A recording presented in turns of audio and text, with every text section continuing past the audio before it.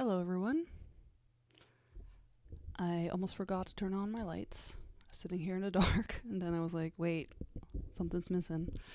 I think my camera settings are weird again, but I can't restart OBS because it would end the stream. How's everyone doing? Sorry, my camera's dusty. Hi Mom. I'm a bit tired, which is not what you want to hear. Wait, let me post that I'm live because I forgot that last time. Hi Eric, how are you? As I was saying, I'm a bit tired, which is not what you want to hear from your doctor right before probably very dangerous surgery. So we won't tell our patient, but I'm pretty tired. I got to play a board game today though. I finally tried Railroad Tiles, which is the tiling version, hey Dries, of Railroad Inc., the roll and write, which I love roll and write, but funnily enough, Railroad Inc., keep saying that, is one of the most popular roll and writes, but I kind of hate it. I really don't enjoy playing it. I think it's too fiddly. I hate drawing the little things. I never really understood scoring, which is kind of funny. But the tiling version is a lot of fun. I played it twice today. No expansions, just the base game, and I enjoyed it a lot. So I definitely want to play it with expansions. I'm gonna be on the lookout for that. So that was fun. It's nice to play some board games again. I haven't been playing too many board games lately. Just haven't really had time. And yesterday I had a board game night, which was a lot of fun. We played Scythe. We're about to start the campaign. What's it called? Rise of Fenris. So that's fun. Eric says, alright, Twitch wants me to watch non-stop Roblox action. That's creepy. Does Twitch think that you are a child? That's all I know about Roblox, is children play it. So yeah, that was fun. I played horribly though. Like I played so bad. I scored it's a little embarrassing. I scored like 15 points. This was a 5-player game. Which is crazy. I don't know what I was doing. I didn't get to upgrade my workers even once. I had 2 workers. It was a little ridiculous. And also it finally happened. Someone spilled like a half a liter, a pint of beer over my game mat. It happened. I mean, we just cleaned it up. It wasn't on purpose. I wasn't even mad. It's never fun. Cleaned the mat though, so the mat looks great again. It definitely needed a clean, so that was a good excuse, I guess. But I think my game is probably a little smelly, probably a little sticky. Nothing's ruined as far as I could tell, so that's nice. It also helps that it's Scythe, meaning it's a game I could buy again if I needed to. It's not an exclusive Kickstarter, but I was definitely like, well, here we go. It happened. But yeah. Anyway, that's a lot of blabbing. Yes, Medical Mysteries. So we are playing The Last Patient today, saving. So let me do a quick explanation of the game. We are playing Medical Mysteries. By the way, I realized last time that I didn't put it up. I put it upside down. Grave error. How dare I? Psychopath. Monster. Anyway, that I didn't say who designed it, which is bad. And then I didn't prepare that today. I read the names today and I forgot it and I can't see it on the box, which boo. So 2 people designed this. That's all I remember. There wasn't an artist credited, but I looked later and I don't believe this is AI art. I think the same designers also did the art. Someone on Reddit was like, I think this is AI art, but this game came out in 2024 and I think that was before like the whole explosion in the industry where people are starting to use it now. So I'm really hoping that that's not true. Because I don't want to be covering games that use AI art slop. Anyway, medical mysteries. So this is a game where you are doctors and you are trying to save a patient. At each box, there's another one, Miami, which is right behind me. Wait, I'll grab it. Okay, I rolled a little too far. Okay, this is the Miami one. It's purple.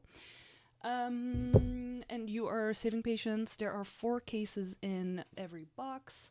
The New York one has an easy patient, 2 medium patients, and the last one is a harder patient, or hard, which is who we are going to be treating today.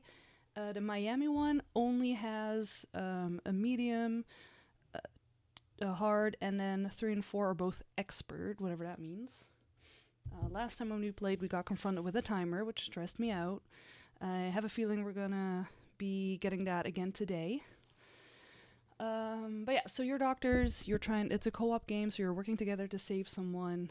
There's 4 patients, they each come in an envelope. It'll tell you what is in it in the back. And what you are going to be doing is that you're going to be taking actions. You have like a deck of story cards, which you will pull out. My husband rewrapped these, that's nice. And basically your story card that you start with is going to have a list of actions you can take, which you will record on your little patient file or your patient form, and it'll give you a result code most of the time doing an action. And you look that up in your little booklet that you get with the game, which will give you a prompt. Usually it'll tell you to grab a story card and read it, and you follow its instructions. You want to treat the patient as fast as you can. They can die, stuff can happen. But every 2 hours you'll be prompted to look at a certain code that's on a status card that you have, and it's going to give you an update on the patient. It's very important that you look at the details of the case. It'll give you some hints on what you can do, and hopefully you treat the patient. In the end, at some point, you'll be either your patient will pass away, or you'll be instructed to read the epilogue and fill in your final report. And hopefully, you will have saved the patient. That is, in a nutshell, what we are going to be doing. Obvious spoiler warning for the 4th patient that we are going to be treating today.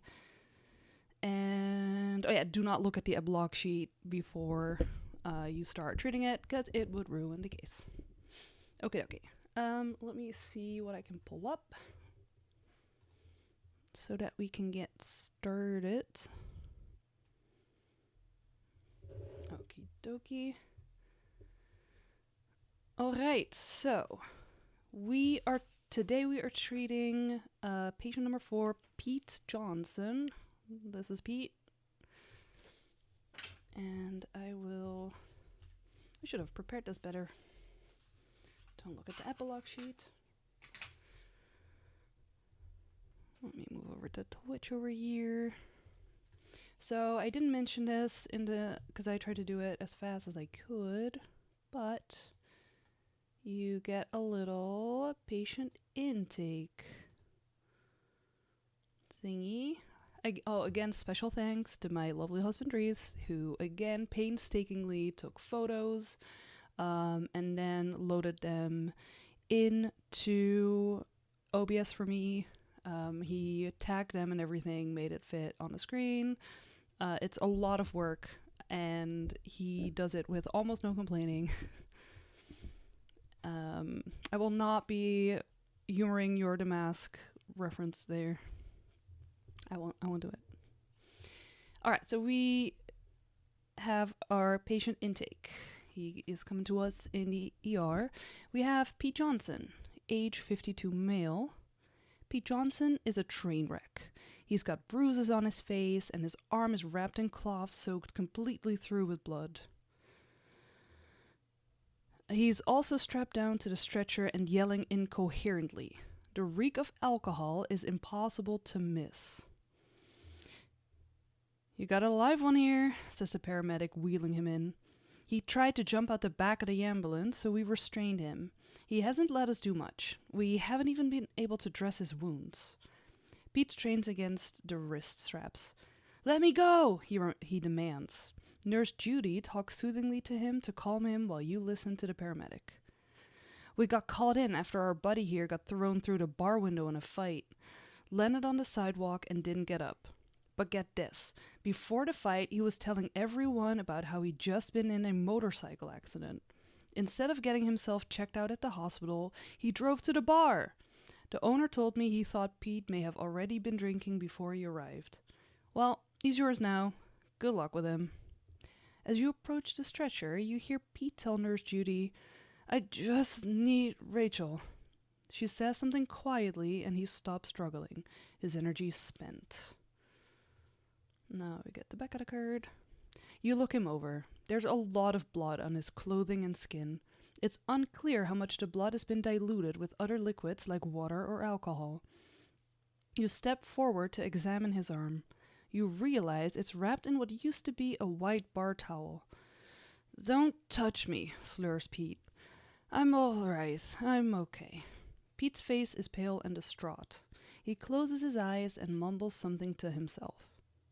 Before you release Pete from the stretcher, you call security to be nearby in case there's a problem, but you're fairly confident Pete won't be much trouble. His struggles against the straps were weak, as if he's worn himself out. And who knows how much blood he's lost. "Pete," you say. "I'm Dr.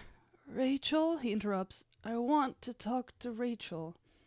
It looks like it's going to be a challenging night.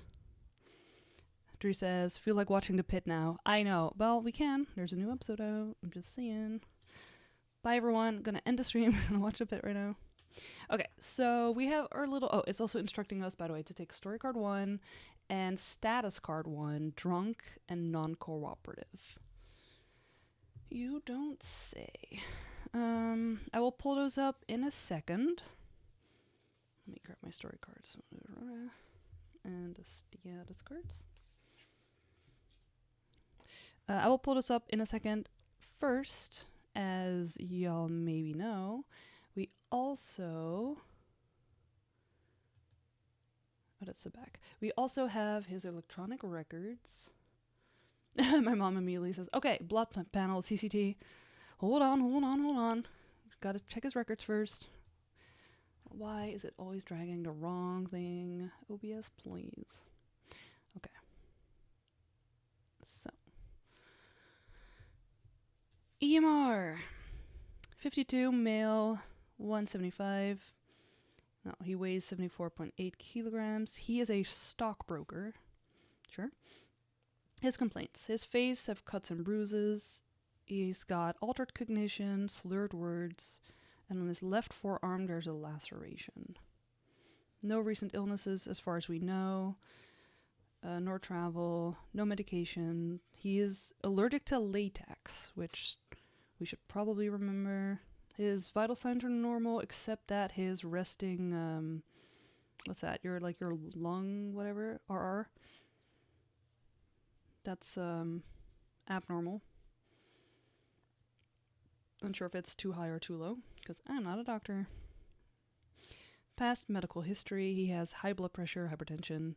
He's not taking blood pressure medication, but his last visit was 3 years ago, so we also don't know for sure, I think. Family history is unknown. He was adopted under a closed adoption with no family medical history available. His social history is he's divorced with 3 children who live with the mother. During a prior visit, he stated that he smokes 5 to 10 cigarettes weekly, and he drinks 2 to 3 drinks on weekends. Previously referred to stress management program. Alright, that is not too bad. Do we believe him that he drinks 2 to 3? Or did something happen? His last visit was a while ago, so this is old information, basically, I feel. Okay, come on, let me drag this. There we go. Okie dokie. So he's got cuts and bruises. He was brought in by paramedics because of a large laceration on his left arm. He is agitated and non-cooperative. Respiratory, non-cooperative. He's got a pale appearance of the facial skin, redness on nose. Well, that's probably alcohol. neurological, altered cognition, and is slurring words. He's non-cooperative for a lot of this, so he can't be checked. His extremities, he's got a laceration on his left forearm, as we know. He's got some cuts and bruises on his skin. The paramedic reports. Witnesses say he has a long laceration on his left arm that he got during the fight. The bar owner wrapped the laceration with a bar towel.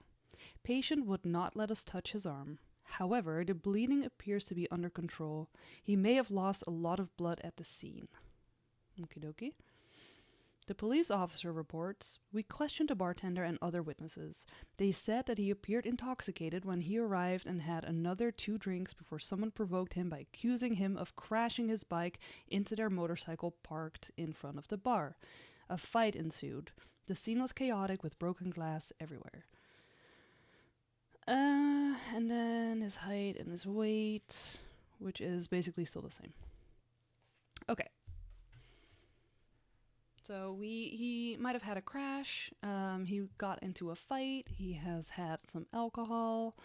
So that is all no bueno. Oops. Okay. Let me try to find status guard front. Okay, let me drag that to the side. Oh, right. I was just thinking, so this layout that I'm using with the yellow, it's also in red, and I was like, should I have used that for this game? It just looks like blood splatters. Alrighty. Drunk and non-cooperative. And then we've got story card 1.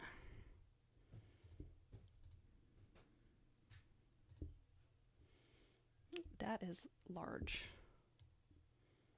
I'll make that a little smaller. Okay, and it's telling us that we can spend 1 action per 2 questions again, so that is nice. Let me start my little patient's name, Pete Johnson. Well, I always think we should start by questioning the patient, even though he's non-cooperative.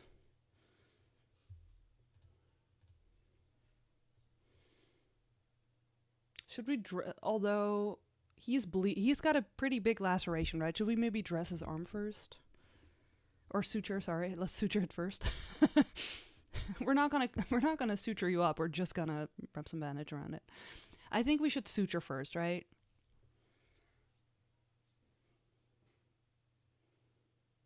Or should we do a physical exam first? I feel like he's actively bleeding.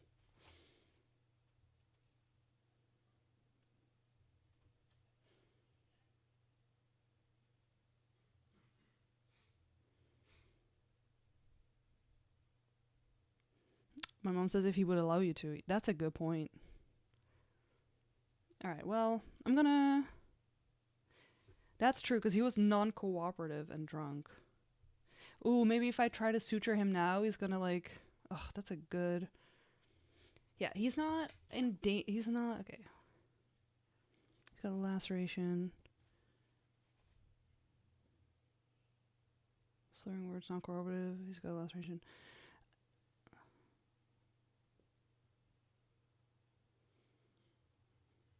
The bleeding appears to be under control. He may have lost a lot of blood at the scene. Okay, so he's not actively... Okay, so maybe instead we should try to get him to be cooperative. You're saying IV fluids. That's usually the first thing, right? You give someone fluids. But he might not be cooperative for that either.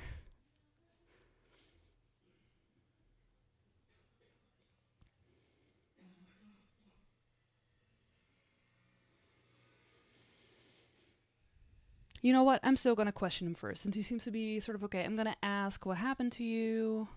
So he keeps talking about Rachel. Do we want to humor him?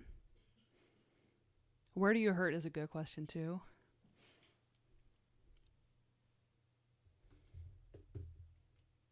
I'm about to punch this box. Let me move this out of the way. Oh, maybe asking about Rachel will actually make him more mad.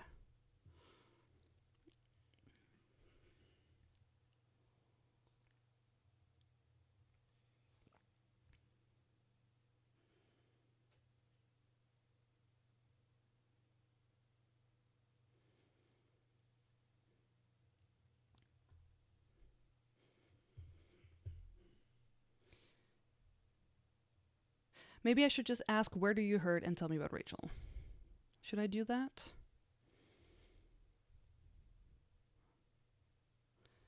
Because what happened... Okay, I'll ask number 3 and number 4. So let's start with number 3, which is MXH.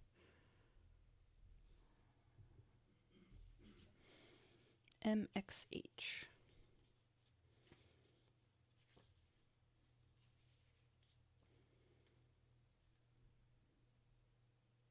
Oh, MXH, take story card number 5. Okie dokie. Number 5. Why is that not showing up? Oh, it uses the same site? Interesting. Okay. Okay, sorry. Pete's head sags as you ask your questions. Then he looks up, his eyes crossing. He mumbles something unintelligible. You ask your question again. Rachel, it's all because of Rachel. You ask how Rachel is involved. Pete closes his eyes and says, she's the one I love. I hurt so much. Then he starts crying and you can't get another word out of him. There's no point in asking Queet? What's Queet? And asking Pete any more questions. Okay, there's no point. Okay, you know, I feel like... Yeah. Am I going to be stubborn? I'm going to ask anyway, because it's still the same action anyway. I'm just going to do it. SMA. Is it just going to refer us to the same card? SMA. Made him more upset. Yeah.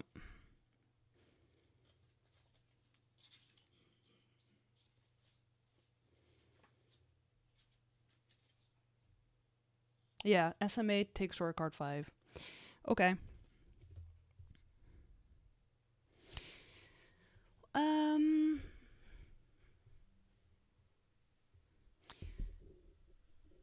I feel like some fluids would not be bad, because he...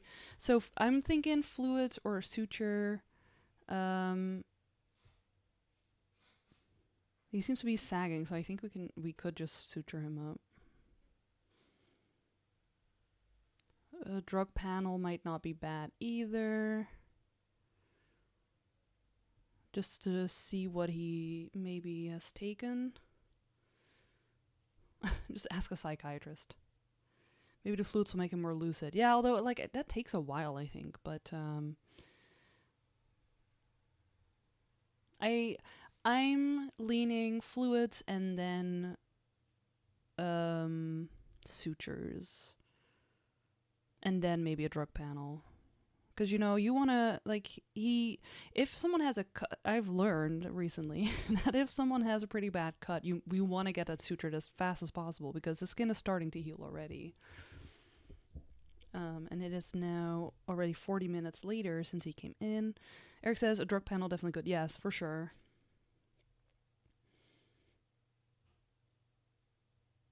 I'm trying to, like, picture what I think would happen in a hospital. I feel like you want to get the sutures done, but I'll give some... No, you know what? I'm making the decision that I'm going to suture him up, because it just feels like you want to get that done. So I'm going to do suture XUB. What's up?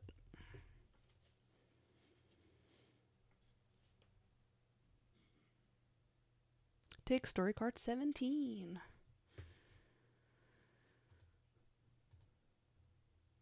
Ugh,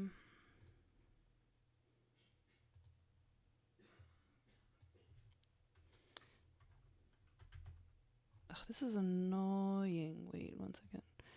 Oh. If you have revealed an story card with something, take story card 22. Otherwise, Pete is agitated and non-cooperative. Even with Nurse Judy's help, he cannot be held still enough for you to use a needle to suture the lacerations on his arm. You need to sedate him first. This action is complete. Oh my gosh. Okay, I didn't even grab the card myself. One second.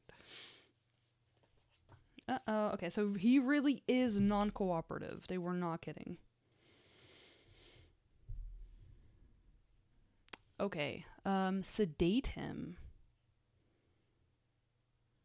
Give him some Vicodin. No. I will look up the drugs that we have. I don't think we should just sedate this guy. Just like immediate like that.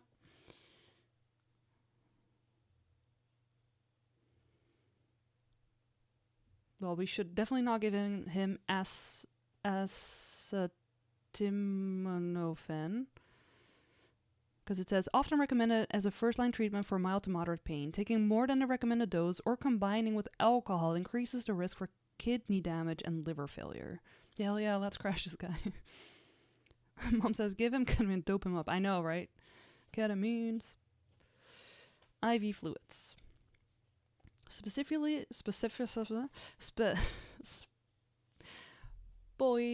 specially formulated liquids that are injected into a vein to prevent or treat dehydration, sepsis, and acute kidney injury. They are used in people of all ages and have a low risk of complications. Yeah. Ketamine, frequently used as a pain medication and procedural sedation in emergency rooms. Its dissociative properties have also made it a popular choice for sedating highly agitated patients. Oh, we have to give him ketamine. Oh, I thought that was a joke. Potentially fatal in alcohol intoxicated patients. And then it's going to give us 10 milligrams per kilo, typically provides 12 to 30 minutes of surgical anesthesia. All right, we are not giving him ketamines. Midazolam. Used for conscious sedation, such as to calm an anxious patient before a test that requires the patient to be still. Commonly used sedative in emergency rooms. The use of cannabis, alcohol, and grapefruit juice can cause major reactions, including breathing problems. Effects last for 60 to 120 minutes, not safe for use by pregnant women. Should we do a pregnancy test on him? Then we've got the naproxen. Naproxen, used to relieve pain, tenderness, swelling, and stiffness, may cause ulcers, bleeding, or holes in the esophagus. Tube between the stomach and mouth. I'm sorry, who doesn't know what an esophagus is? When you tell me tube between mouth and stomach, I'm like, the what? Stomach or intestines. Is safe to use alongside alcohol. Well, okay. And then we've got Vicodin, which is a combination of hydrocodone and the first one, acetaminophen, used to relieve pain severe enough to require opioid treatment, or when other pain medicines did not work well enough or cannot be tolerated, can have life-threatening side effects when combined with alcohol. It says, I have pain in my tube between the mouth and stomach. Exactly. It's like, what? Alright, so like everything is not great to use with alcohol, but it's what we got.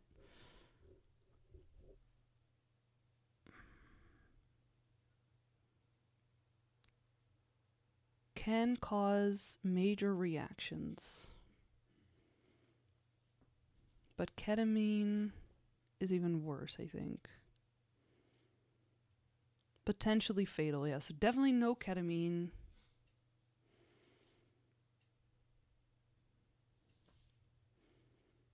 I don't know, man.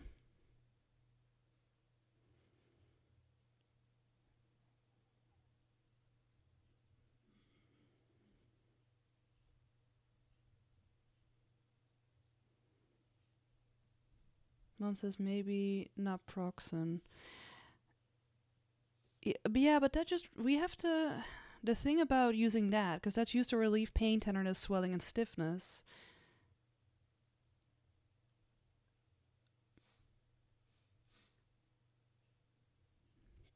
Eric says, I like how Vicodin is like not good with alcohol, as if it is also not just extremely dangerous on its own. Yeah, exactly. It's like, oh, okay, without the alcohol, it's fine. Yeah, but I feel like the naproxen doesn't do much. It does give some pain relief, but he doesn't seem to be in that much pain, probably because of the alcohol, to be honest. He needs to be sedated, I think. Or, like, he needs to calm down. Oh my gosh.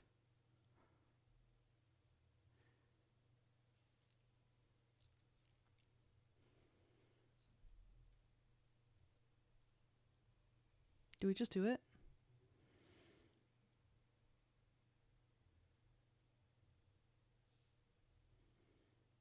Because he did say I hurt so much, but I think it's not. I feel like it's emotional hurt. Just pick one. Okay, fair enough. Okay, even though it's sort of dangerous. Oh my gosh, this is where I lose my license, my imaginary license. Okay, I'm gonna give the midazolam. He'll be out for like 1 to 2 hours if I do that, though.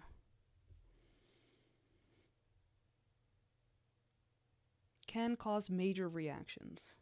I feel like, okay. Midazolam. Oh gosh. This might be a very short stream. I might kill him like immediately. So midazolam, KFE. Maybe I should have just. Okay, wait. Before I do this, there's also a possibility that we just tried a drug panel, because I feel like we could. I feel like a drug panel you can. I don't know if that's like blood. Let me see.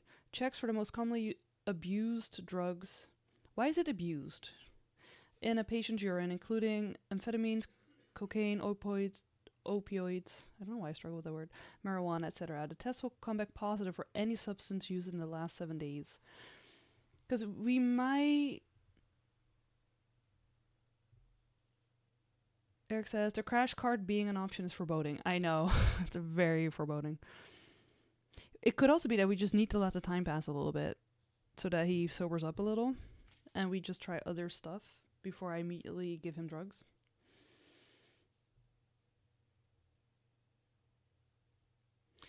Mom says the card says sedate him first. Yeah, well, the card says if I want to do this, we would have to sedate him first. Okay, I'm just gonna do it. I'm gonna give him Midas, which is KFE. KFE. Glad we didn't have a timer for that one, you know. Still traumatized by that. Take story card 18.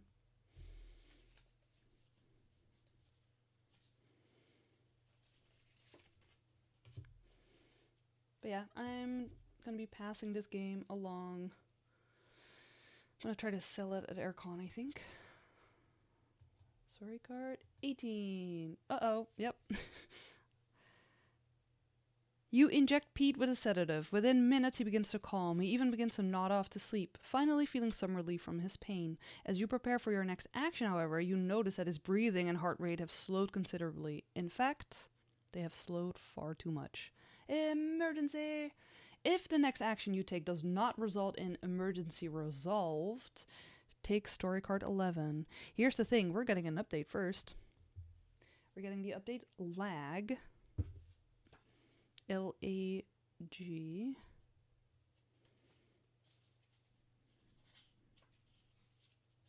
Take story card 3.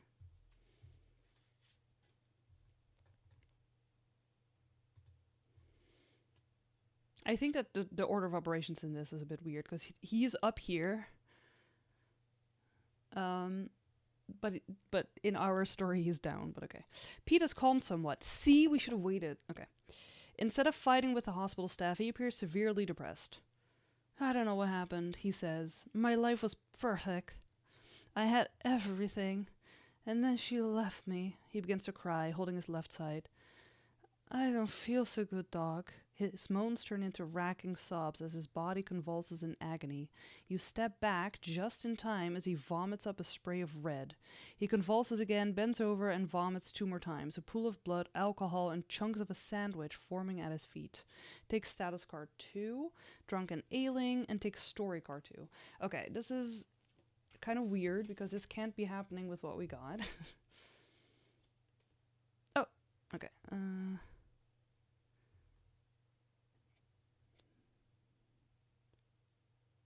Sichuko says needs to update the router. His ping is high. I don't know what that means. Okay, so we're discarding story card 1. And... oh, because I said lag. Okay. I already forgot about that. I said that forever ago. Status card 1. We've got status card number 2. Drunken ailing. Okay, here is the thing. He's also in an emergency. So...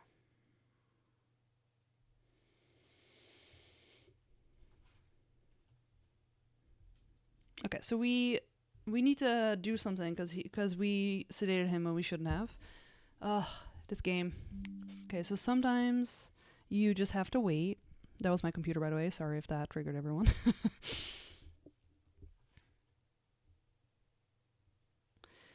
Mom says, there's blood with the vomit. Soda. I don't know what that means.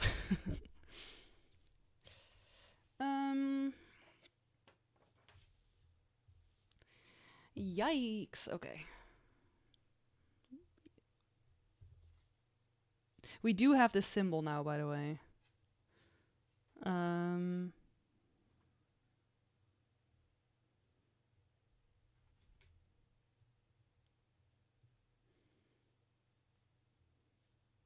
Sutures is now a different... maybe question 1. We shouldn't ask questions because we still have this story card that we're in an emergency. So we have to solve the emergency before we can do anything. Otherwise, we're taking story card 11, and I feel like that's a bad ending, and I feel like that's a short stream. So I'll pull this one up again so y'all can see. 18. Oh, it's still here. Just need to hide. Excuse me.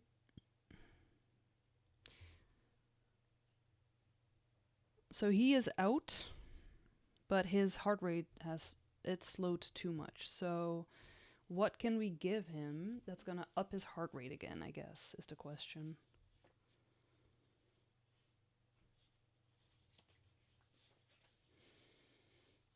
Where's the books with all the drugs?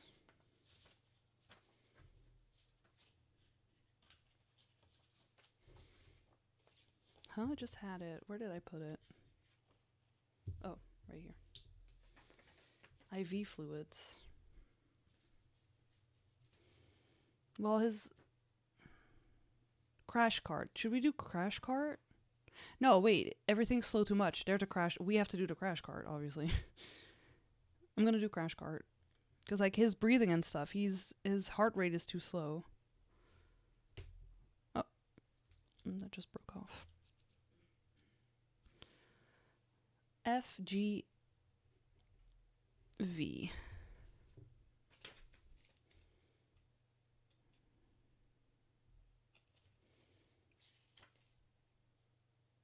Take story card 9. Story card 9.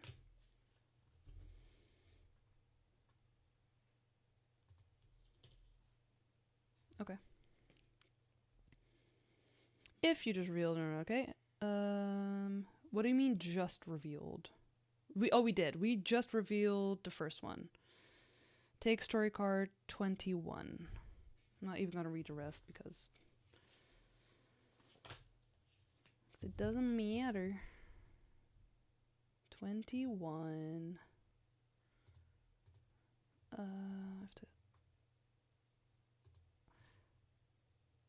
nope, that's the wrong... like, what? Okay, emergency resolved. You pulled a crash cart in next to Pete. Several times, his breathing and heart rate slow and you respond in time. You realize that the sedative has interacted with the alcohol in his body. You monitor Pete closely until he stabilizes. Your vigilance gets him safely through the effects of the drug until he is no longer sedated. Emergency resolved. Okay, so he's no longer sedated either. Sorry. At least he's not actively dying, you know? That's a low bar, I'll admit. but I'll take it right now. Okay, so what do we do now? So he's back up. We've got story card number 2 out. We could ask him some questions right now.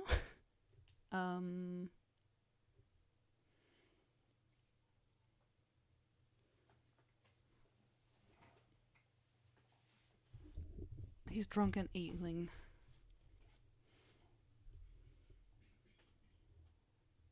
He's in pain, so now maybe a naproxen is a good one. Yeah, we could ask him questions. Where do you hurt? What happened?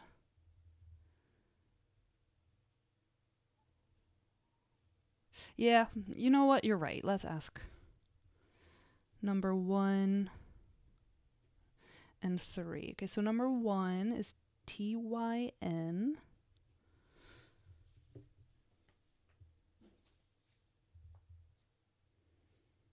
Story card 4.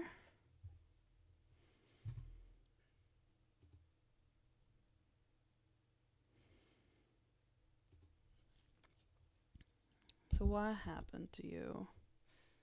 Let me get some... I'm completely boxed in. My desk is a mess, y'all.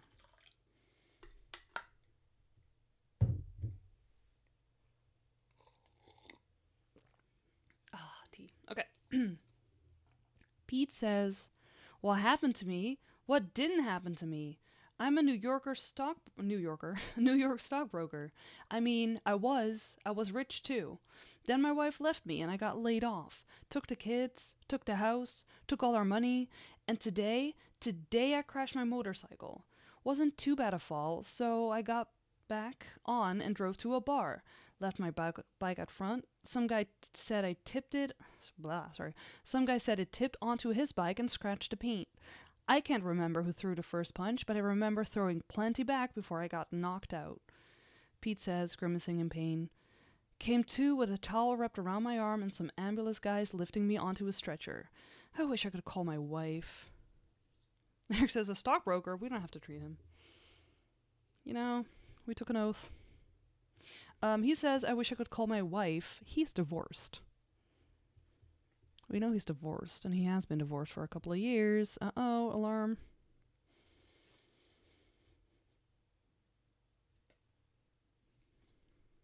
Anyway, okay, so that's 1.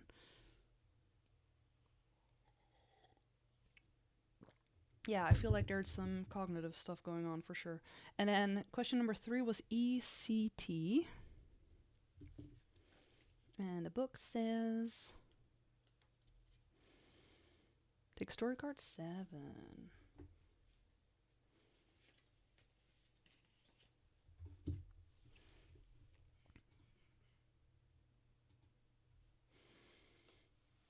Pete says, where don't I hurt? Because we asked him, where does it hurt? Where don't I hurt? I crashed my motorcycle and slid onto the pavement. Letters helped, but it still hurt. Still hurts like hell. The guy I was fighting got a couple of good shots in. Punches, I mean, not liquor. Hit me in the head 2 or 3 times. I saw double after that. He kept trying to rabbit punch me, you know, in the kidneys. He had to lean in to aim there, so I got a good shot with my knee into his head. I can't believe he thought I knocked my bike into his. That would scratch my bike too. Jerk wouldn't believe me, just like Rachel wouldn't believe me that I wasn't at fault. I wasn't fired because of my drinking. I was fired because of the economy. Okie dokie. He sounds like a peach. Maybe I know now why the psychiatrist is on the list. Eric says, this guy. I know.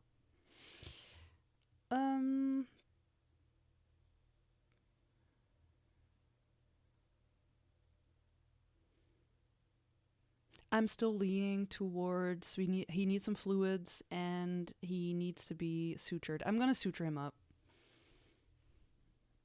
Because he seems to be responsive now. HWT.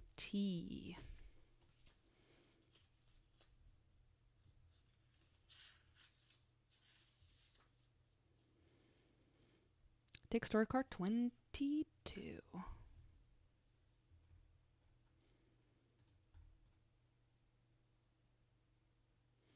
Mom says we need to know about the abdomen situation. What abdomen situation?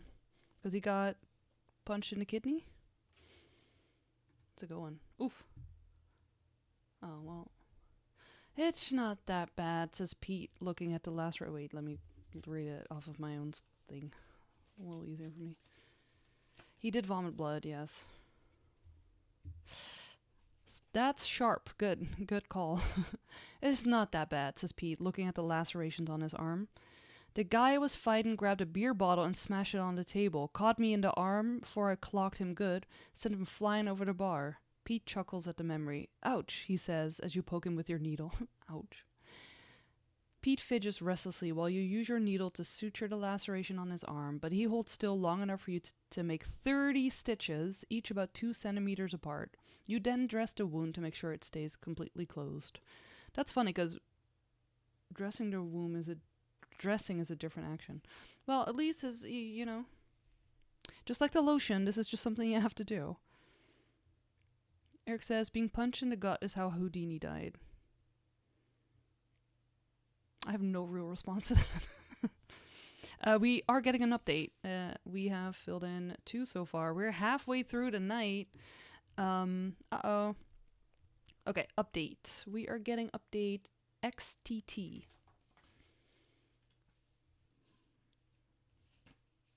XTT. Take story card 10. I'm scared. Just dangerous to be punched in the kidneys, not good for health. Yeah, no, for sure. That was a really good call. I forgot about that and the vomiting blood. So he might be dying just right now in this update. Let me flip it. Yep, there we go. Blood. If you have a card with a Pokeball, then take... No, we don't. Otherwise, Pete is pale, clammy, and lethargic. Nurse Judy says his vitals have changed for the worse. His blood pressure has dropped to 76 out of over 42, while his heart rate has jumped to 123, and his respiratory rate to 26. You need to stabilize him immediately. Perhaps he is losing more blood than it seems. Dummy. I'm a dummy. Emergency. If the next action you take does not result in a Pokeball, take story card 38. Otherwise, take story card 37. Uh-oh. How do we get a Pokeball? Well, he's crashing, so this is another crash card situation, right? The thing about the crash card, though, is that it's going to give us the same result we already had, which is not going to give us a Pokeball because we don't have one.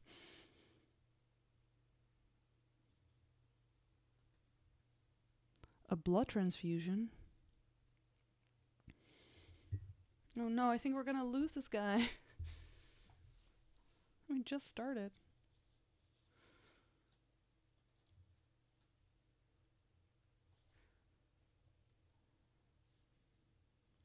So blood transfusion, that is a procedure. Medical treatment in which blood is transferred into a person's circulation intravenously.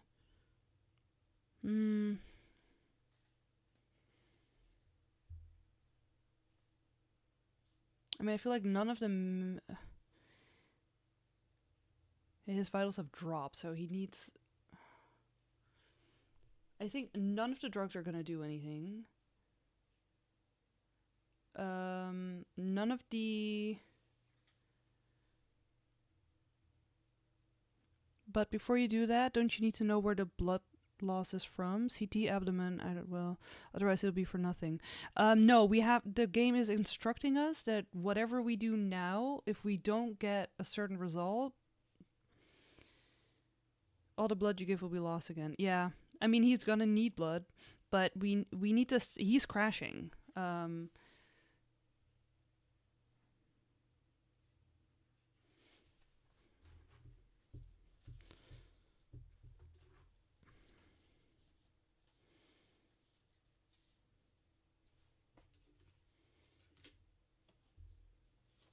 So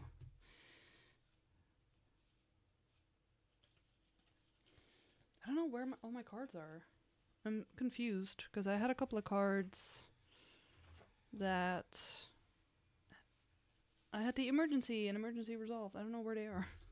I know I didn't put them back. Oh, they're down here, sorry. Yeah, I mean...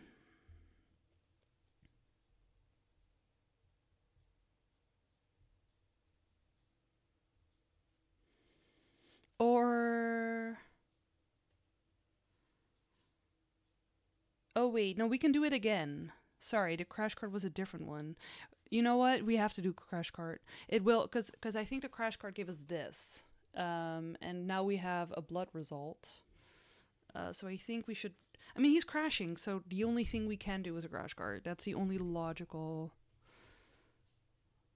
situation. So again, crash cart. Man, this is so hard. FGV. So I think that's going to instruct us to gain card 9 again. I didn't write that down. I should take better notes. Yeah, take story card 9. And that is telling us that if we had just revealed a blood, which we did, we have to take story card 8. So I'm grabbing story card 8. Yep. Pokeball. You pull the crash cart close to Pete. His eyes are starting to roll back in his head. With practiced efficiency, you prepare a bag of IV fluids. Then, with Nurse Judy's help, you insert the IV needle into Pete's arm to deliver the liquids to his system as quickly as possible. After a few long moments, his blood pressure begins to rise. It's a good sign.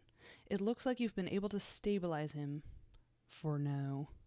Write down IV fluids on Pete's final report. Oh, okay. That's the first time I've seen that.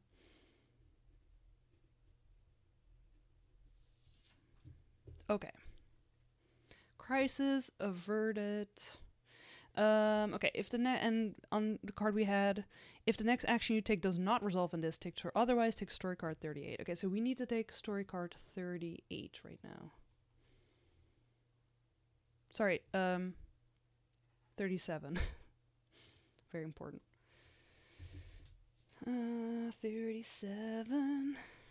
Oh my gosh. Oh my gosh.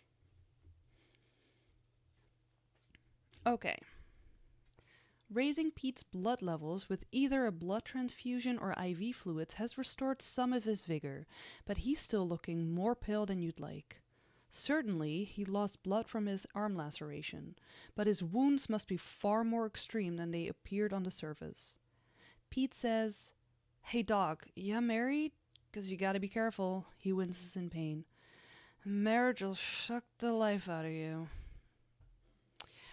Okay, Pete. Okay.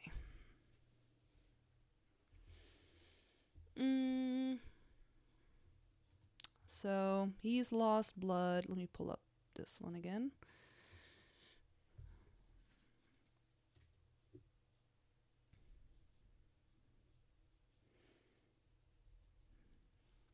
We need to, as Eric said, CT. Yeah, right. So, blood Yeah, okay. What do we give him first? We have 2 actions before our next update. He is still bleeding, but he is losing a lot of blood. I'm afraid if we don't give him some blood back, that he's gonna crash again.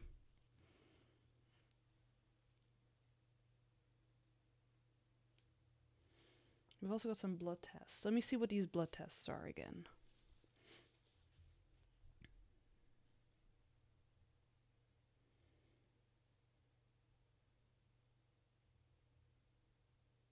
Okay, so basically the different blood tests we have, the top one, CBC, that's a complete blood count test that uncovers a wide range of conditions, including anemia, infection, and leukemia. It can reflect problems with fluid volume, such as dehydration or loss of blood.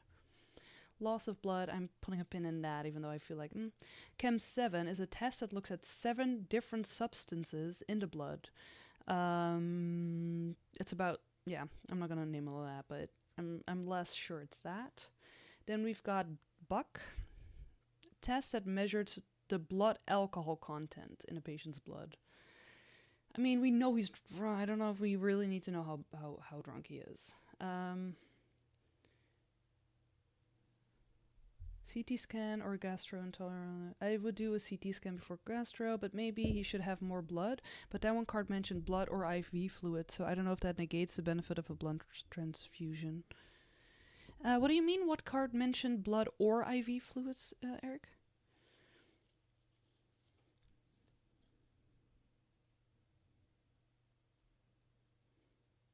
His blood pressure began to rise because of the IV fluids, if that's what you mean. But if his blood pressure is rising, that means he's probably, if he's still actively bleeding, he's also bleeding more, because more pressure is more blood pumping. Now I feel like we should give him some blood before we start him on a CT scan. Although in a meta sense of the game, we know that we're not going to get an update until after we take 2 actions.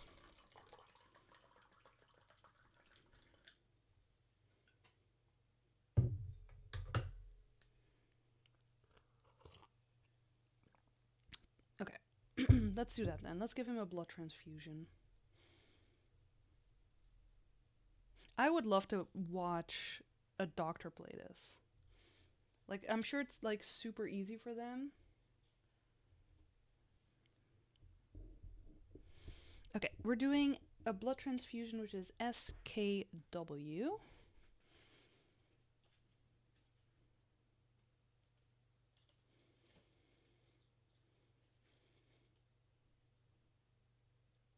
SKW, take story card 13.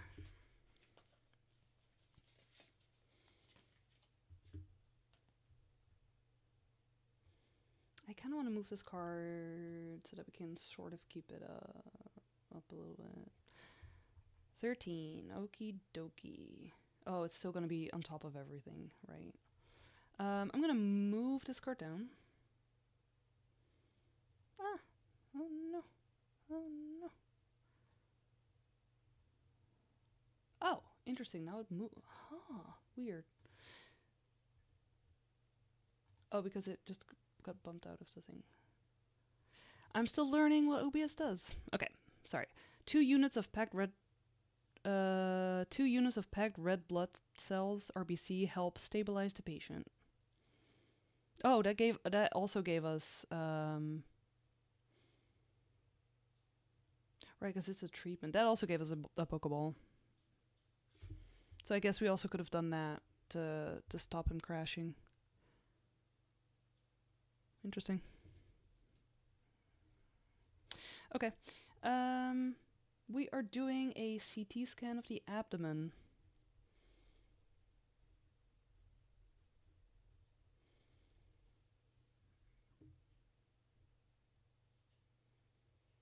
Flip the card. We are flipping this card. We're flipping the card. Okay, that's not in... Okay, so we're doing the CT scan abdomen, and it is 5:20 a.m., so we're in the 3rd column. YPY. YPY. Okay.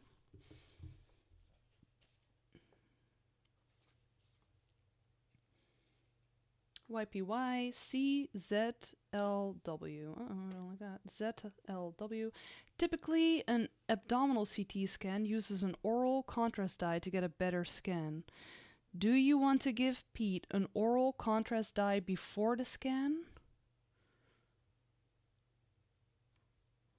If yes, see something else. If otherwise, see blah blah blah. Okay, I'm gonna look that up because CT.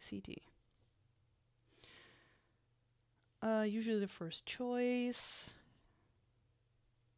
Contrast dye is used for most abdominal and pelvic CT scans. I mean, why would he not? His allergy is for latex. We want to use contrast dye, right? I feel tricked that they're asking me this question. I did not know this was gonna be a question.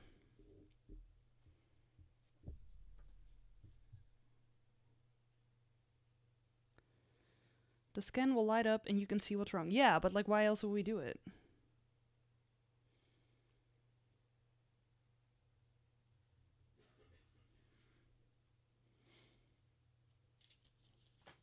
Can I see contrast dye somewhere? Is that...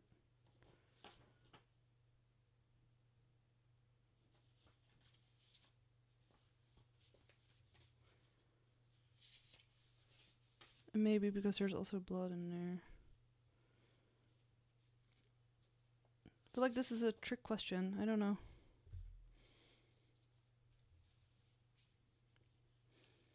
And I think that there will be a dark mass of the skin.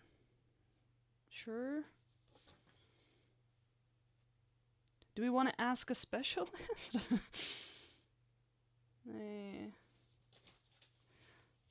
You wouldn't see what's wrong. Why wouldn't we see what's wrong? Oops.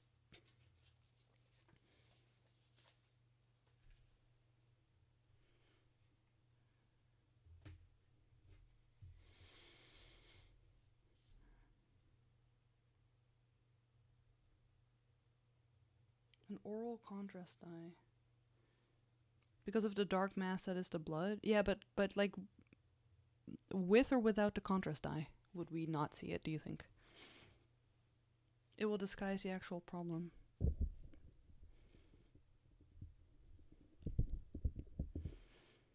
Without, yeah. I mean, I feel like, yeah, wait, I don't see a reason why not. If yes, C, E, F, A. Okay, we're doing it. E, F, A. Take story card 27. I'm nervous. I'm nervous. I'm nervous. Yeah, I mean, we're already in the middle of the action. We can't... I mean, I guess we could pretend to... Like, we could take a step back.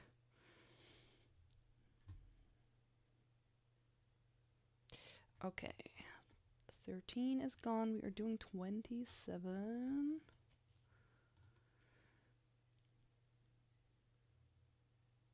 The gastroenterologist examines the abdominal CT scan, which is made up of several images or slices. He points to one of the images.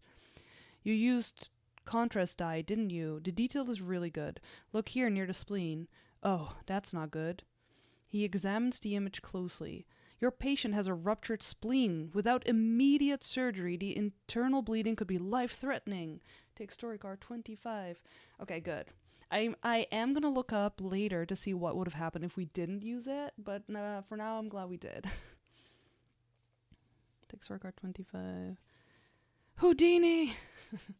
Is his name Pete Houdini Johnson? Was Houdini's name Pete Johnson? His name isn't...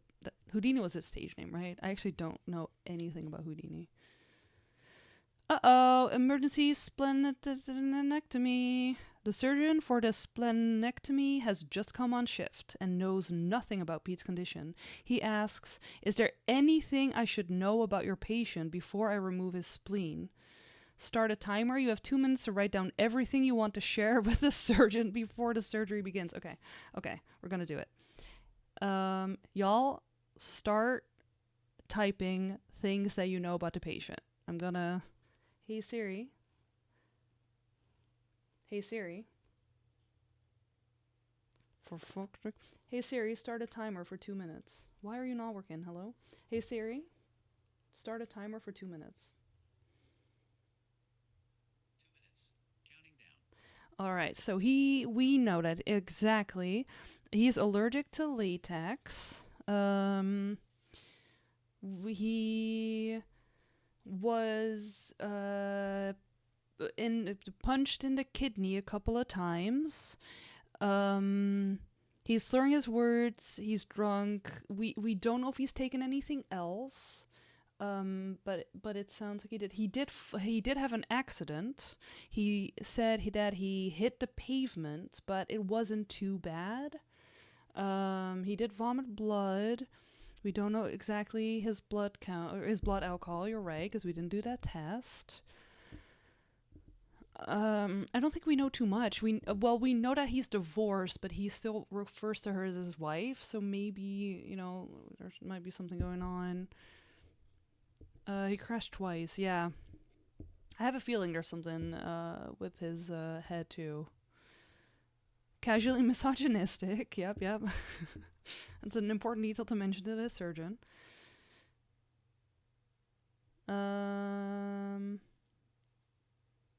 We did give him 2 units of blood, so he crashed twice in that sense. Yes, he also crashed twice here. That's good. We gave him some, well, one of the times that he crashed was our fault. He had some IV fluids, exactly. I think that's everything. And the timer is, we've got 20 seconds. I think that's all we got. Then take story card 14.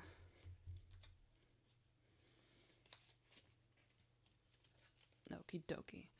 Story card 14. I'm gonna keep this open. What is this? 27? Oh my god, the timer is going off downstairs. That's why it didn't respond. 1 second, Joel, I'm sorry.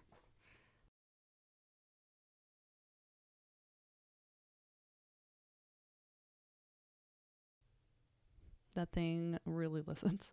Okay, story card 14, sorry. Take all cards that apply. If you did not share info about Pete's high blood alcohol concentration, we didn't because we didn't know it. We knew he drank. If you did not share, okay. So 28. Oh no. Well, we did say that he had a lot to drink. Does that count? If you did not share info about Pete's allergy to latex gloves. No, we did share that. If you did not share info about Pete's loss of blood from his arm injury. No, we said that.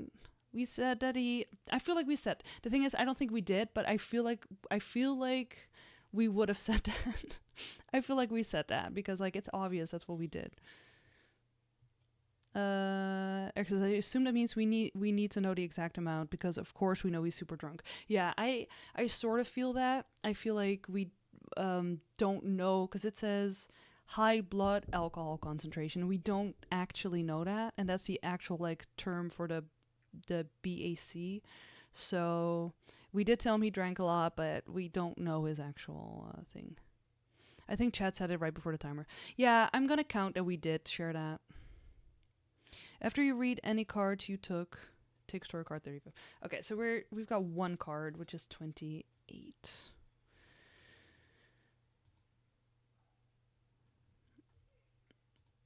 I need to get rid of some of these cards, sorry. 28. Okie dokie. The anesthesiologist places the mask over Pete's face. Pete starts to breathe quickly and begins to panic. Sensing that Pete needs more anesthesia, the anesthesiologist increases the dosage. Pete calms somewhat, but is still quite agitated. After another dose, Pete's eyes close and he stops struggling. Okay, that scares me. That really scares me. Terrifying image, yeah. Oh, I still remember this. When I was 5 years old, I broke my arm and I needed surgery, I guess. Day 5 or 6. I still remember this, the thing. It was also disgusting. The taste was horrible. Story card 35. And gotta remember that image that we got. Okay, cool. That's horrible. That's fun. I should have pulled this up for myself first. Alcohol disrupts the absorption of anesthesia. Failure to disclose that Pete has a high blood alcohol concentration would result in the anesthesiologist giving Pete more anesthesia than is safe. Cool. Failure to tell the surgeon about Pete's allergy to latex means that the latex gloves the team is using could send Pete into a potentially deadly anaphylactic reaction. Cool. Pete has already lost quite a bit of blood. Additional blood loss during the surgery could put him into hypovolemic shock. Cool. Count the number of cards that have this symbol. Here's the thing. We did say that he's really super drunk. So, alright, chat, you make the ruling. Do we ignore that we got the card for the anesthesia? Because we feel like even though we didn't share the exact amount, we did share that he's very drunk.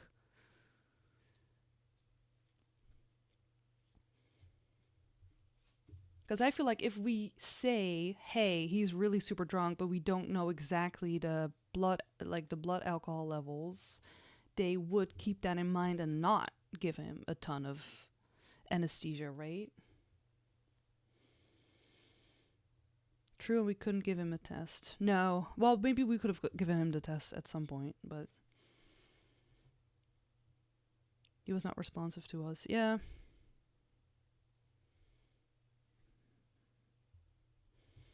So chat, what are we ruling? Do we have one of those symbols because we didn't share the blood alcohol, or do we have 0?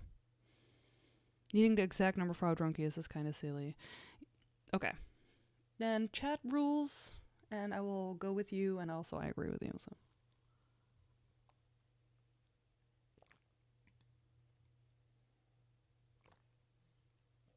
I need fluids.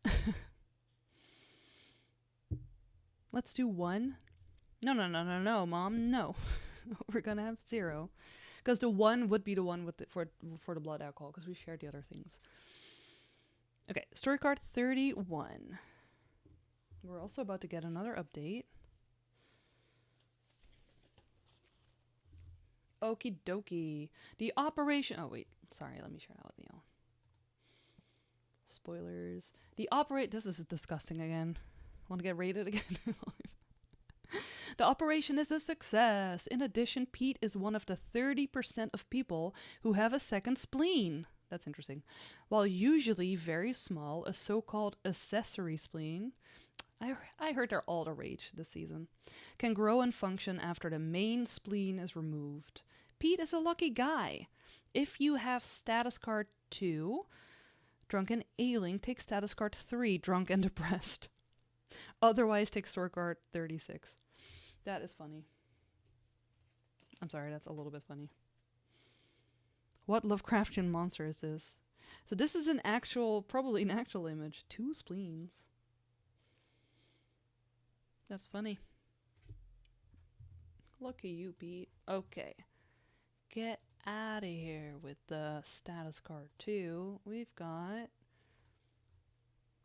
status card 3. Drunk and depressed. Yay. Okay. We're also getting an update because it is now 6 a.m. So we've got UTP.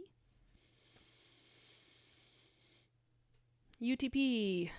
You're concerned about Pete. You still aren't confident that he is going to survive the night. You have a feeling that you haven't figured out the entire picture yet.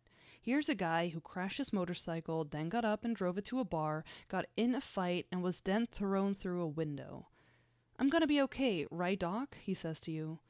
Rachel's gonna come back to me, isn't she? She's gotta come back to me. Okay, there's something... Let's call a fucking psychiatrist. Okay. Y'all.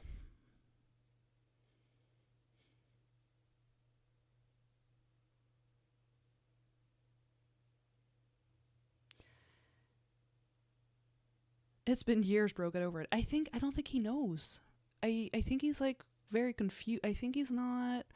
So, okay, we could still do a drug panel to see if there's more, but I'm not feeling that so much.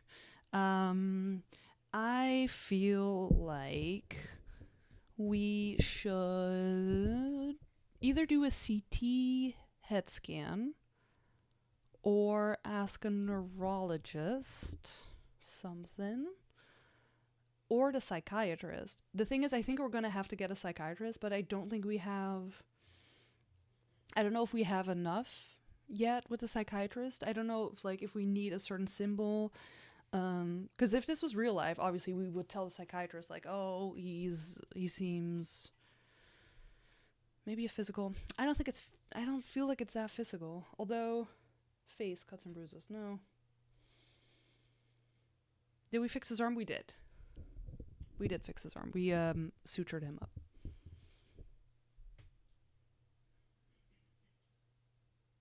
Maybe we should do a CT head scan first, and then we'll see what comes up.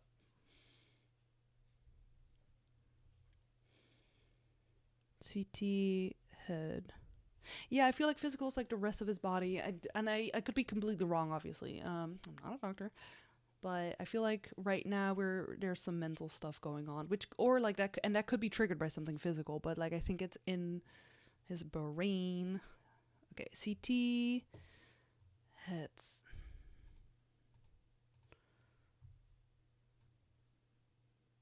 And we are in the last block.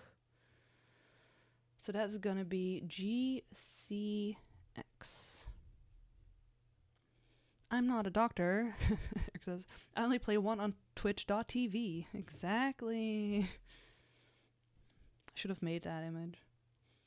I used to have a white lab coat for my for school. I don't know what happened to that. I think I might have thrown it out when I moved forever ago, but I was like, if I still had that, I would have worn that for the streams for sure. GCX. The scans show nothing out of the ordinary. God damn it. Okay, in that case, I say we call over the fucking psychiatrist. Because I think the neurologist is going to say the same thing of like, yeah, I don't know. Let me put this back.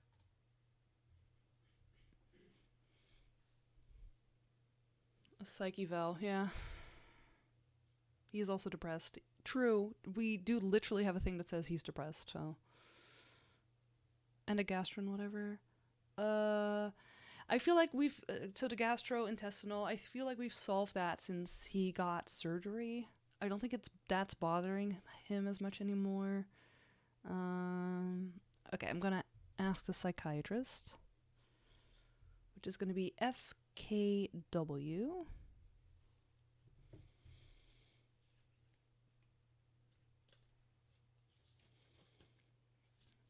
Okay. This is a text which I don't like. Your patient is clearly drunk and he's in a lot of pain. He doesn't have a history of mental condition, although he appears to be extremely depressed. I'd recommend a CT head scan to rule out head injuries. If you haven't performed one already, then figure out why he's in so much pain. I would give him a physical and X-ray at the very least. Oh, and you could run a drug panel to see if there's anything else in his system. Okay, that's 3 actions that he just mentioned. We have 1 left within the timer.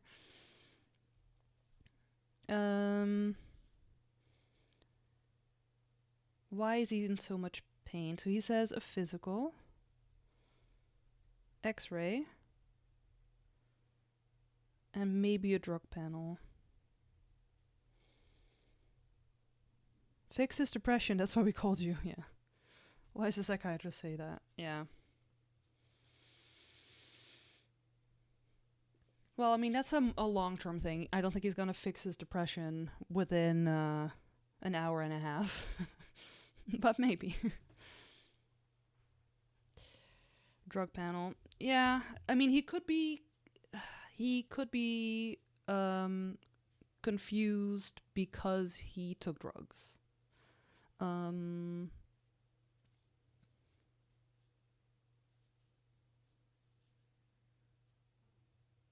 We have 1 action until the last update.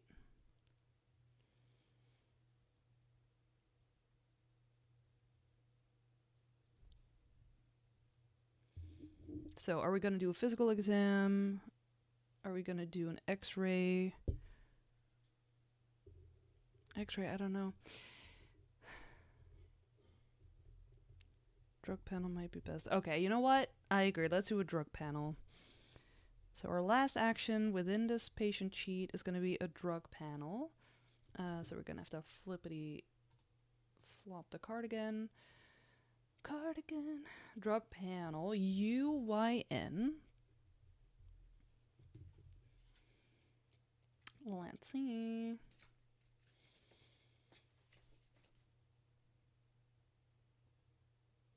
CAPW. Okie dokie. The drug panel comes back negative. It appears that while Pete is clearly drunk from alcohol, he's got nothing else in his system. God damn it.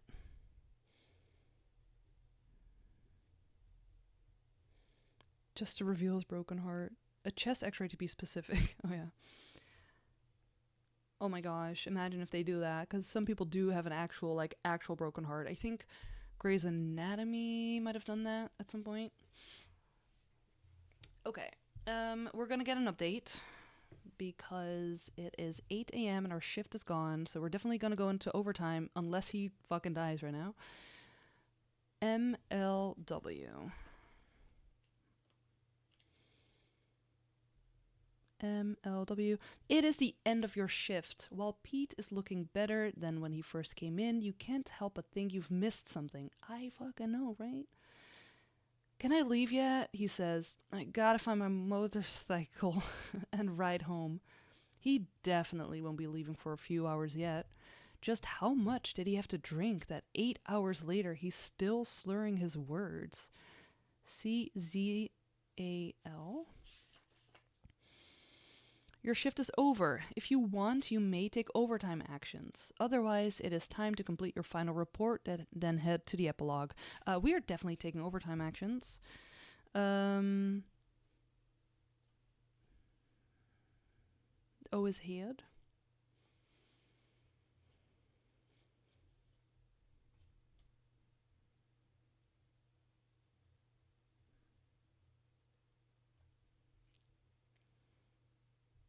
Oh, I assumed he was just drinking, not that hours have passed. Oh no, I mean he's in the hospital. He's not. So he was admitted at. Oh, this is mirrored. Y'all can see that. He starts at our shift starts at 12 a.m. and it is now 8 hours later, and he's not drinking in the hospital. There's something wrong with his head if he keeps slurring his words. Mom says, "Yeah, that feels true, but the CT head scan came back normal, so that's weird." Or y'all, we could do a blood test to see how much blood, if we can see how much alcohol he has in his blood now. If that's nothing, then something else is clearly wrong. Yeah, that's the thing with this game, right? Like the time passes, and that's why it's a lot more clear for me because I see the actual times as well. That is another action though. If we do his blood alcohol right now.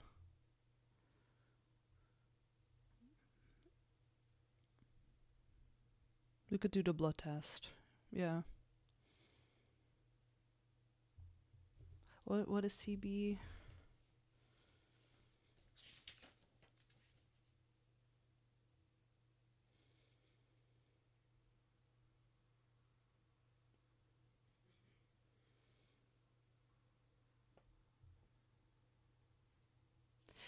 I'm just very curious, so I am in fact going to do the blood test.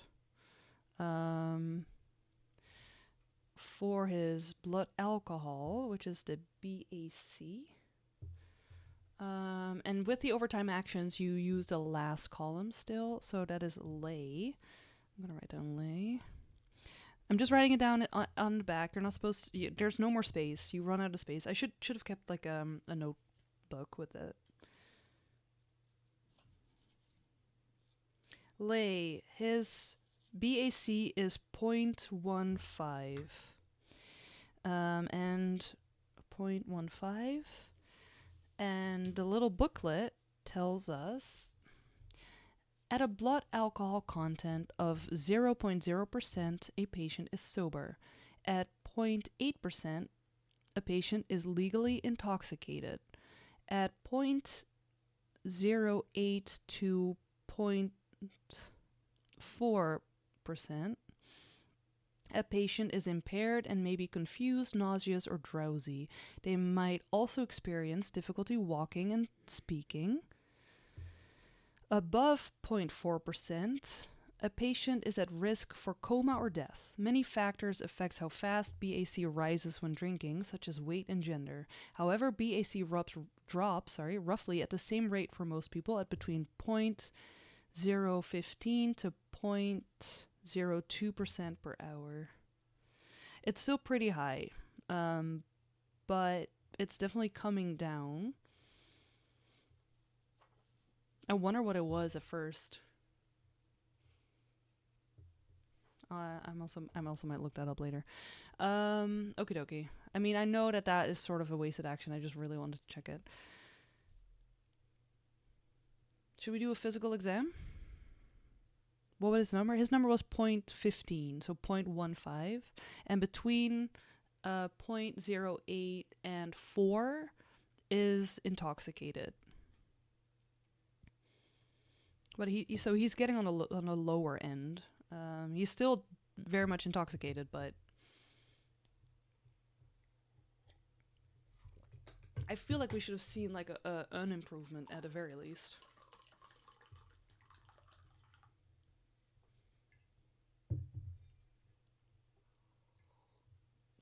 Oh, that's hot. Ooh. Oh no, my esophagus. Oh no, my tube between my mouth and my throat, or my stomach. All right. X-ray or physical? I feel like the physical is just going to be like, do an X-ray. He was pretty drunk you're right, he was pretty drunk when he came in. What does the Chem 7 do right? That is a good question. Chem 7, it looks at different substances in the blood, like the dioxide, creatine, glucose, chloride, potassium, sodium. So I feel like that's not really what we should do right now. CBC is just infection and stuff. CBC could tell us something about blood loss, but he seems to be in pain, and we need to figure out why he's in pain. But it makes more... Here's the thing, if we're doctors, right, it makes more sense to do a physical exam first before we do an X-ray, because an X-ray is expensive. So I'm gonna say physical exam, because we have to pretend we're doctors, right? So that's MKF. I'm just following along with what the psychiatrist said. MKF. As you examine... Is alcohol poisoning a thing? I mean, in the sense that it exists. I don't think that's necessarily what's going on. Because he wouldn't be in pain. Like, alcohol poisoning is like you're vomiting, and that kind of stuff. And he's not really actively doing that anymore. MKF. As you examine Pete, you notice a bruise and a small cut over his eye that has already stopped bleeding and started to scab over. His mouth and nose are clear of any real injury. Apart from the laceration on his arm, he flinches when you touch the left side of his abdomen. His left upper chest is tender as well. There is heavy bruising in both of these areas. Take story card 12. Okay. Maybe something else is wrong besides his spleen. Yeah, you know what? I think so. Story card 12.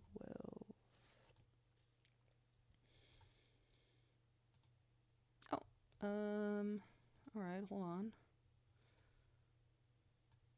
Whee.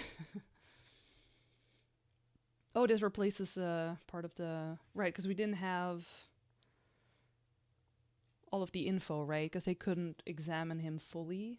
So I guess this just goes over. Okay. I don't know how chest stuff has to do with slurring speech, though. It could be a combination, right? Like, the slurring could definitely be because of the alcohol, but he is also... There's also something else. Wait, maybe this is why I started. Yeah, I think there's more going on. I think that's why this is hard, because there's what's it called? Comorbidity or something? Comorbiditeit. All right. Definitely time for an X-ray. And we're flipping that cardigan. X-ray chest, PNC.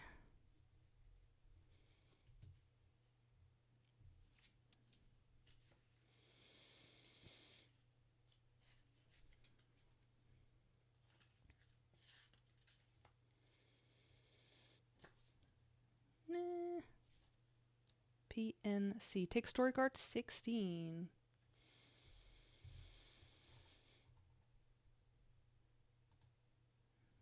Okay, that's... 1 second.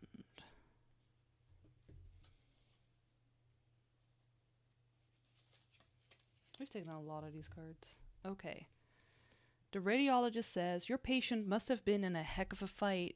The bruise in his upper chest is just that, a bruise. But the 8th rib on his left side near his abdomen is broken. He's probably in incredible pain. The rib will heal on its own in about 6 weeks. We don't prescribe compression wraps anymore because they restrict breathing. There's nothing more you need to do other than to advise your patient to take it easy. And maybe give him something for his pain. Okay. But he still seems confused.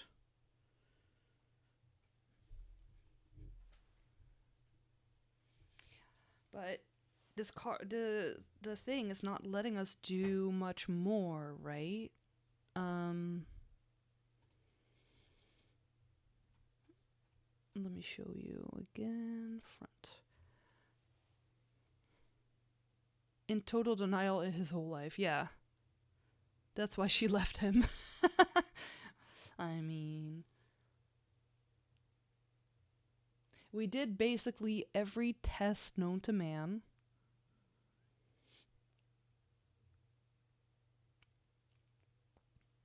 What is an endoscopy? That's I think that's a camera in your throat going down your esophagus. But oh no, wait, endoscopy, isn't that in your upper? Yeah, no, I think that's in. Okay, you know what? I'm gonna look it up. I don't know why I'm trying to brag about knowing this. I have a thing here.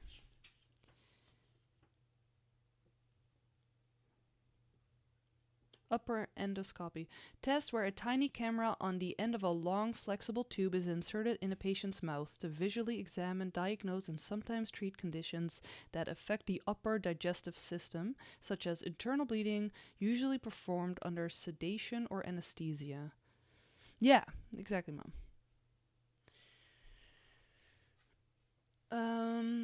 I mean, we could still do that. Because we still don't know why. We still think that he's bleeding too much, right? So he has the broken rib still does not explain why he's bleeding so much.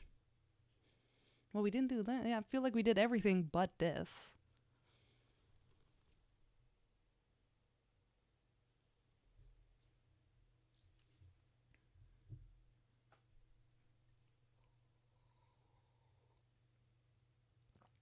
Wasn't that the spleen? No, I don't think so, because he was still bleeding after that. Right? Am I misremembering?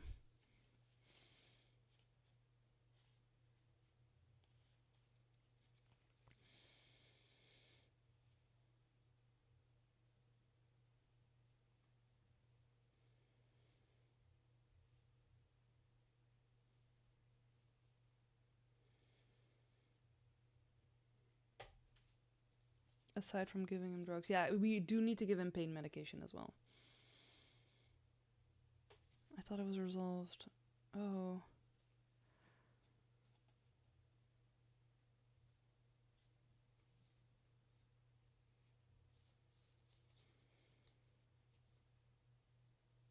Oh, maybe it's not the blood. Yeah, you're right. We had to figure out why he was in so much pain. And I guess the answer to that is he also has broken ribs. Or a broken rib. And he's still slurring his words because he's drunk. And he's just in denial about his life because, well, because of poor coping skills. Okay. Well, let's give him some medication then. I'm gonna have to read all of them again because I am not remembering all of these here drugs. Okay, so the first one we cannot do because of alcohol. We also cannot give him ketamine. I think naproxen, right? That was the only one. Used to relieve pain. It could cause some stuff, but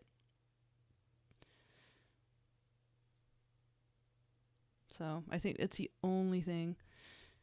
So let's give him naproxen because that, again, it is used to relieve pain, tenderness, swelling, and stiffness, may cause ulcers, bleeding, or holes in the esophagus, stomach, or intestines, is safe to use alongside alcohol. He needs something. Okay, so naproxen is BPE.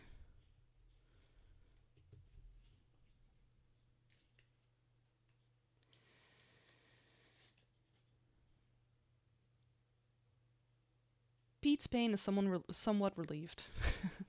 Okay. I think that's all we can do, right? I think that we have to fill out our final report. Okay, so let's do this because the last time they wanted us to repeat some stuff.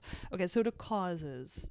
He crashed his motor, went to the bar, got into a fight there, and then got brought in here.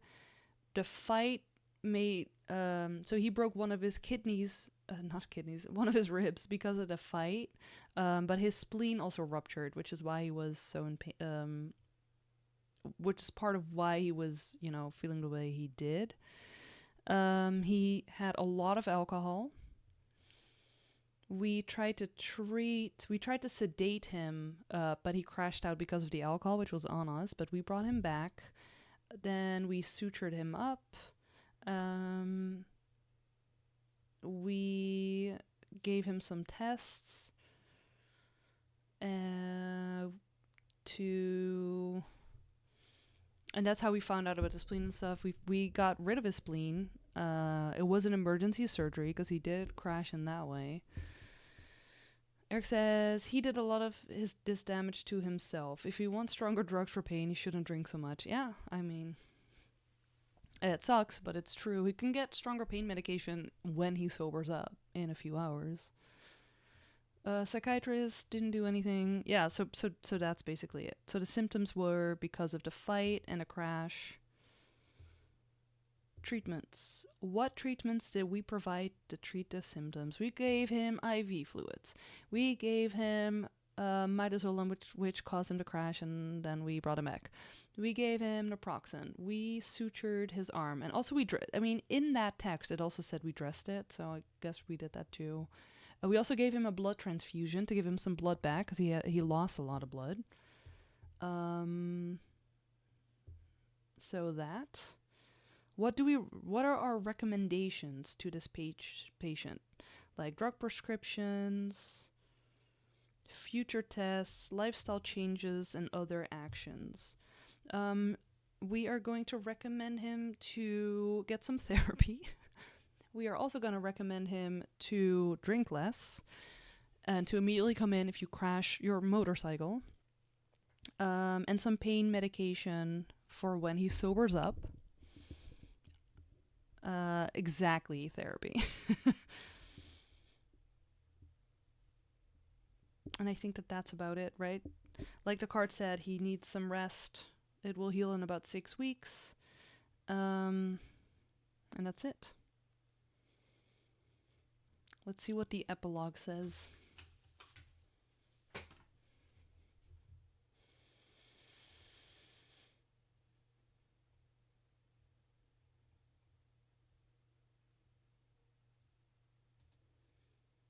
That's all hidden.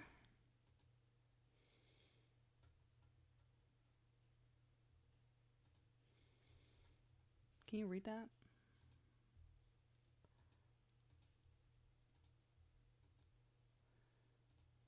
One second, I'm trying to make it bigger, but nope.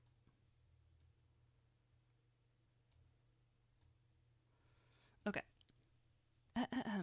Considering Pete crashed his motorcycle, got in a bar fight, and was thrown through a window. Oh yeah, I was thrown through a window. There's the potential for a lot of trouble. He's also so drunk, BAC of 0.24%, he won't answer questions or let you examine him. You could sedate Pete so he's easier to work with, but given how poorly alcohol and sedatives interact, you'd need a crash cart to keep him alive. Pete's arm has an open wound, so it's a priority. Eric says thrown through a window is insane. I know. It's pretty insane. He won't let you suture it before 2 a.m., but you can dress it to give yourself a few extra hours before it becomes infected. That could have happened. He's also lost a lot of blood, so a blood transfusion or IV fluids will prevent an emergency at 4 a.m. Take story card 24. Huh? Why does it refer to story cards? Well, we didn't get that.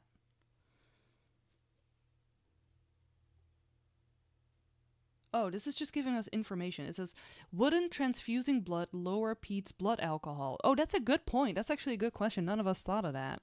Getting new blood while getting some of your... Yeah. This is making us do maths. At 175 meters and 75 kilograms, Pete has about 5.25 liters of blood. So wouldn't transfusing 1 liter of blood reduce his blood alcohol by as much as 20%? Alcohol is absorbed throughout the body, including the muscles and fat, and distributed across the total body water. As a man, Peter is roughly 60% water by weight, meaning he has 45 kilos of water, or 45 liters of water. Adding 1 liter is less than a 2% difference compared to his total weight. That's why neither drinking water nor getting a blood transfusion significantly reduces blood alcohol compared to how fast the body processes alcohol. Wow, I feel like we all learned something there. Eric says, I always say that as a man I'm 60% water. Eric, I think that you were 75% water, if I'm honest. At 2 a.m., Pete vomits blood. The gastroenterologist can help identify this as internal bleeding and suggests an endoscopy. Well, we didn't ask him to determine if it's a stomach issue, which it is. Pete has Helicobacter pylori. Oh, what? Which, aggravated by Pete's excessive drinking since his wife left him, has led to an ulcer. We gave him medication that can cause ulcers. A heater probe during the endoscopy would be able to stop the bleeding. You should prescribe at least 2 antibiotics and something to reduce stomach acid. We didn't do any of that.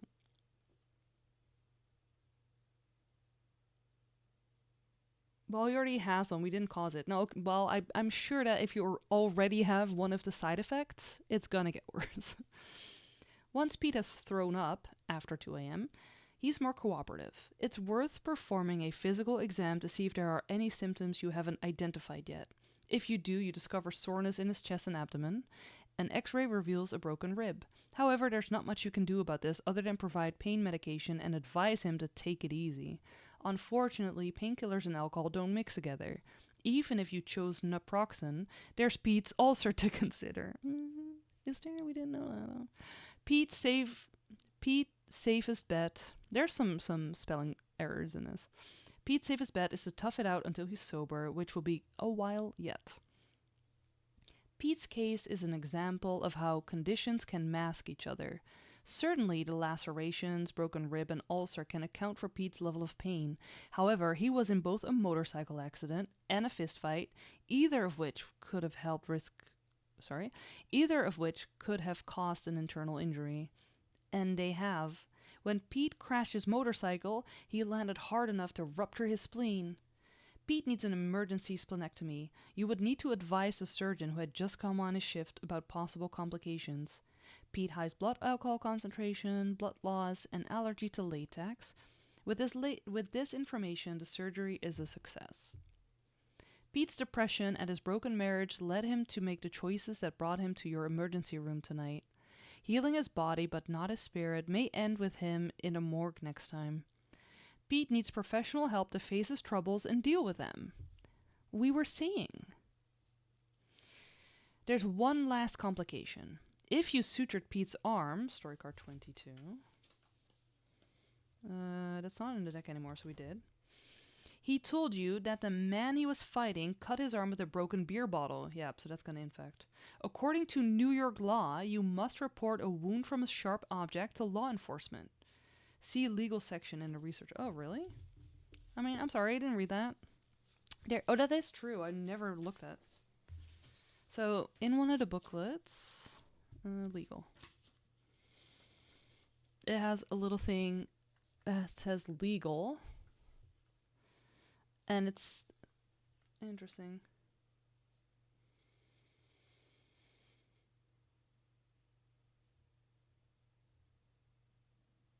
Yep.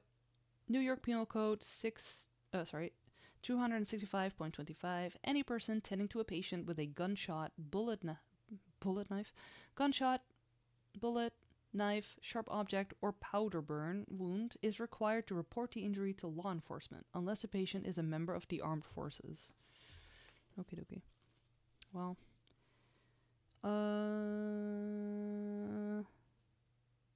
If you do not, it's a Class A misdemeanor and you risk up to a year in prison. Oh my god, this guy's gonna get us into prison. In addition to the human body, doctors must know the law as well. Okay, well. And that's it. Turn the page for scoring.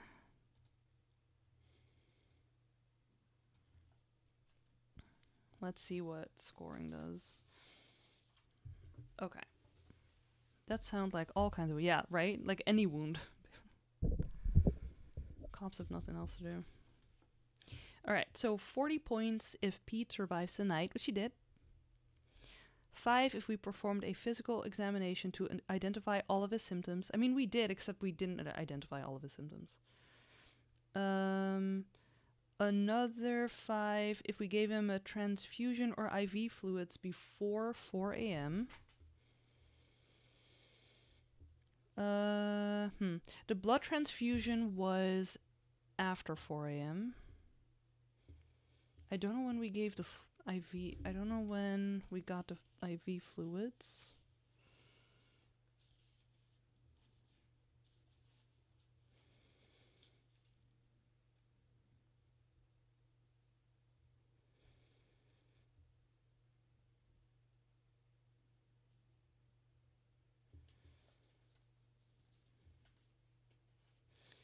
Story card 8. I didn't write down the things as well as I should have. During the first one. I don't remember if it was the first one or the second one. But I think it was the first.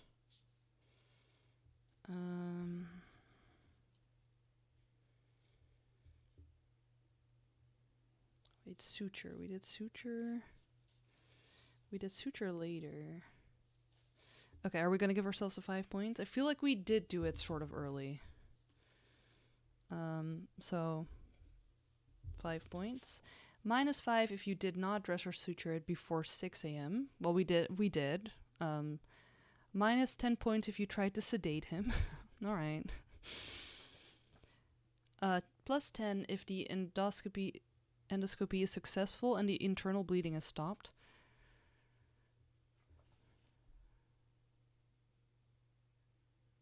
We didn't do that. +5 points if you prescribed both metronidazole and clithomyrmur. Nope, didn't do that.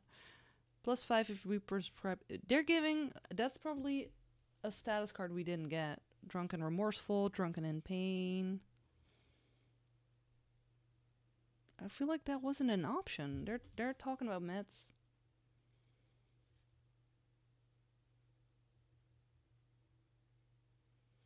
They're mentioning a medicine that is not on any of these cards.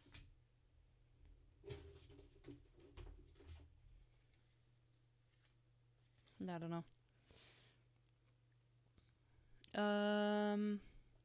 If you prescribed any of these drugs that are not relevant to his condition... They're mentioning all sorts of stuff that I don't know how they got. Where do we make prescriptions? Maybe that's in our recommendation. I don't know. If you discover Pete's broken rib and advise him to take it easy, +5 points. Well, definitely that. -5 if we prescribe naproxen for pain. Okay, well, those 5 points are gone again. -10 if we prescribe Vicodin. Nope. -5 if we... No, we didn't do that. +10 if you identified all 3 complications for the splenectomy. I don't think so. +5 if you recommend help for Pete, such as therapy or a 12-step alcohol program. We did. We definitely did.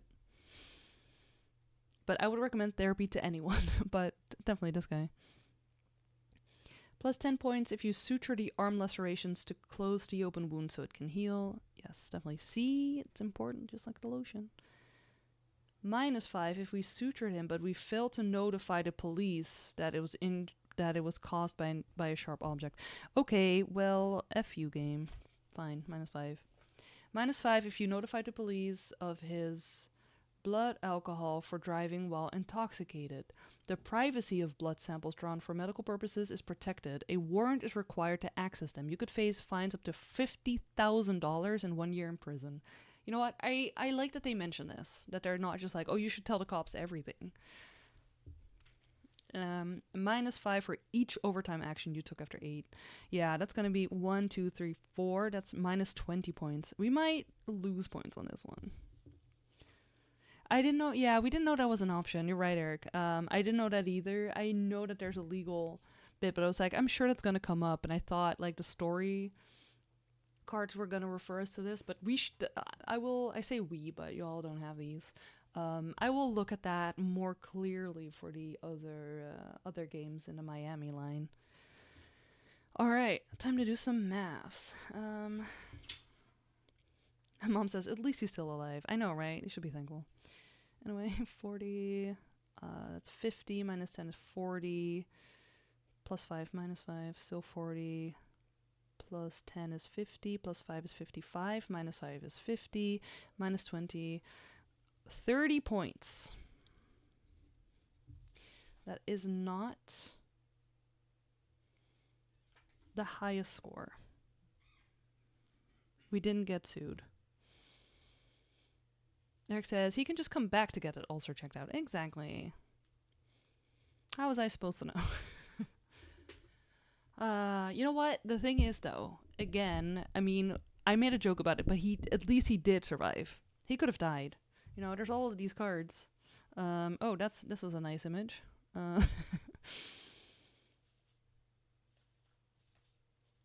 So here, there's one. Status deceased 1.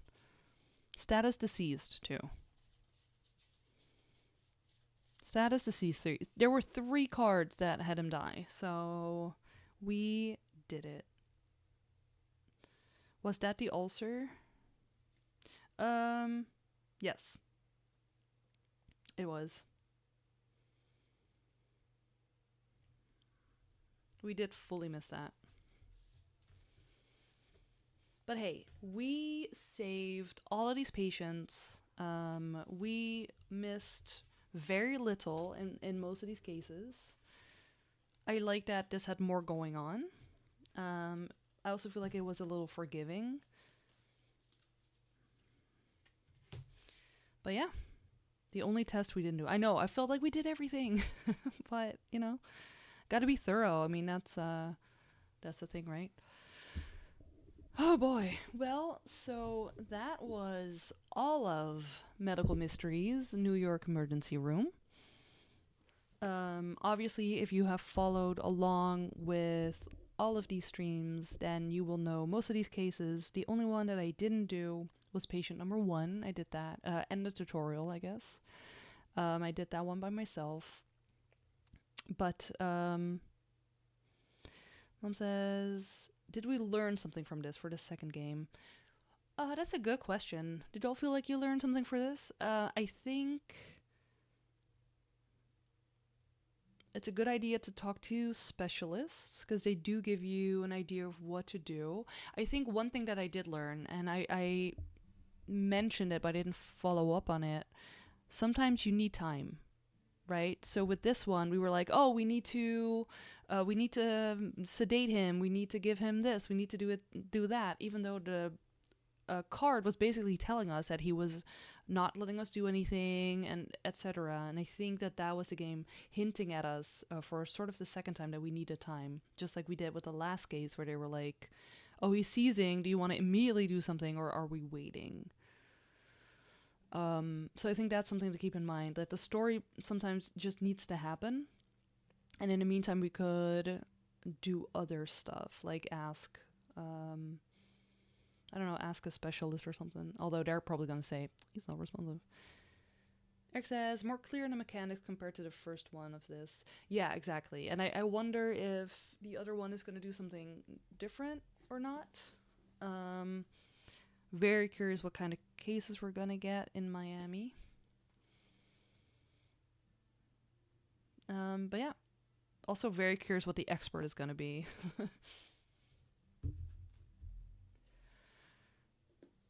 So, but I definitely feel ready. And after 2 of these, we can definitely be doctors. We 100% good. So yeah, thanks for hanging out and for solving that with me. Next week, I'm not 100% sure yet. I've had a very, very busy, chaotic week, and I wasn't able to plan in time. I'm also like still trying to figure out a bit what I want to do, because I sort of I'm glad it was fun. I had fun. I was sort of convinced that we were gonna get Fallout remakes, because the internet was convinced because of some countdown timer on the Fallout website. But those don't seem to be happening. So now I'm sort of debating what I'm going to stream. There's a couple of games I have in mind that I would like to stream. Some are a little longer than the others. I was considering doing Fallout anyway. There's a mod that a friend of mine pointed out where you play basically both Fallout 3 and New Vegas in sort of one. I think it's called A Tale of Two Wastelands or something. However, apparently they're very strict with the copyright strikes against Fallout, and there's no option to turn off copyright music. And at least for me, a huge part of the fun of Fallout is the vibe with the music. Those are some of my fondest memories of playing Fallout. It's just like being alone in that wasteland with the radio, and having that very typical music going on. So I don't know yet I don't know yet what I'm gonna do with that. I might just play that by myself, because I do really want to play them again. It's been too long. The other game I'm considering streaming is Star Wars Outlaws. That one isn't too long. That should be fun. And I'm also considering streaming Cyberpunk, which I'm not sure how much I would enjoy that game yet. The Witcher is one of my favorite. I played all three, but like The Witcher 3 specifically, I guess, is one of my favorite games. So, I have a little bit, and obviously Cyberpunk's very popular. People love it. Someone here downstairs especially really loves it. But that is a longer one. So I know I knocked out Ghost of Tsushima pretty fast, but I did do 3-hour streams twice a week for that. And I kind of want to keep the separation of doing one day video games and one day board games, which is another topic I will get into. So I don't know yet. I have a decision to make, but I think next week I will probably be streaming on Wednesday evening. And it will be a video game. It'll probably still be an indie though, because I really like playing those little indie games too. It will be an indie game called something about, oh gosh, let me look it up, because I keep forgetting the name. Stars in the Trash, which is beautiful. It's very like old school Disney movie style, and that's just like a little adventure game. It's about a cat again. So most likely I'm going to be doing that. But I will be posting on Bluesky about, going live. I usually post my schedule there, but I just haven't really had time to sit down and plan. And obviously next week is Valentine's, so I'm unsure about my plans yet. I will be doing another stream on the week. It's probably going to be on Sunday. And it's probably going to be during my day. But again, keep an eye on my Bluesky. I am trying to figure out right now how to stream board games, because I really, really also want to stream more board games. I have a few digital board games, which I could do, but I think those are less fun to stream solo. Unless I was doing something like big. So I'm trying to find some sort of setup. I ordered some stuff to see if I can try to stream board games. And otherwise I might just be back with Miami anyway. I'm just gonna have to bat my eyes at my husband. So please, please, please, please take some photos. So yeah, long-winded way to say keep an eye on my Bluesky, I guess. So yeah, thank you for joining me. Like I said, I had a lot of fun. I really enjoyed these games, and I hope that you have a wonderful day, evening, night, but definitely life. Bye.